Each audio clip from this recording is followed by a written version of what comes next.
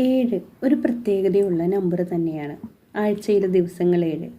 നമുക്ക് തിരുസഭയുടെ കൂദാശകൾ 7. 6 ദിവസം ദൈവം സൃഷ്ടികർമ്മം പൂർത്തീകരിച്ച് 7-ാം ദിവസം അവിടുന്ന് വിശ്രമിച്ചു.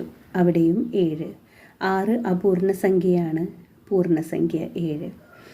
7 ധൂപകലശങ്ങളെക്കുറിച്ച് വെളിപാടിൻ്റെ പുസ്തകത്തിൽ പറയുന്നു. 7 വിളക്കുകളുടെ നടുവിൽ ഉള്ള സ്വർഗസ്ഥനായ പിതാവിനെക്കുറിച്ച്, സിംഹാസനസ്ഥനായ പിതാവിനെക്കുറിച്ച് പറയുന്നു. അങ്ങനെ 7-ന് പ്രത്യേകതകൾ ഒത്തിരിയാണ്. കൂദാശകൾ 7ഉം ഒരു വ്യക്തിയുടെ ജീവിതവുമായി ബന്ധപ്പെട്ടതാണ്.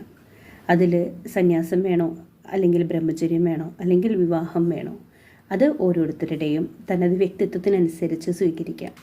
ബാക്കിയെല്ലാം ജനനം മുതൽ മരണം വരെ ഒരു വ്യക്തിക്കായി കാത്തിരിക്കുന്നതാണ്. ജീവിതത്തിൽ തെളിഞ്ഞ് കത്തേണ്ട 7 വിളക്കുകളാണ് നമ്മുടെ കൂദാശകൾ. വിശുദ്ധ കുർബാനയായാലും പരിശുദ്ധാത്മാവിനെ ആദ്യമായി സ്വീകരിക്കുന്ന കുമ്പസാരമായാലും സ്ഥൈര്യലേപന ശുശ്രൂഷയായാലും അവസാനം ദൈവത്തിങ്കിലേക്ക് മടങ്ങാനുള്ള രോഗീലേപന ശുശ്രൂഷയായാലും പരിശുദ്ധാത്മാവിൻ്റെ വരങ്ങൾ, ദാനങ്ങൾ നമ്മിൽ അനർഘ നിർഗളമായി ഒഴുകാനുള്ള കർത്താവിൻ്റെ ഏറ്റവും മനോഹരമായ കൂദാശകളാണ് 7 കൂദാശകൾ. നമുക്ക് കൂദാശകളോട് ചേർന്ന് ജീവിക്കാം. ദൈവം എല്ലാവരെയും അനുഗ്രഹിക്കട്ടെ.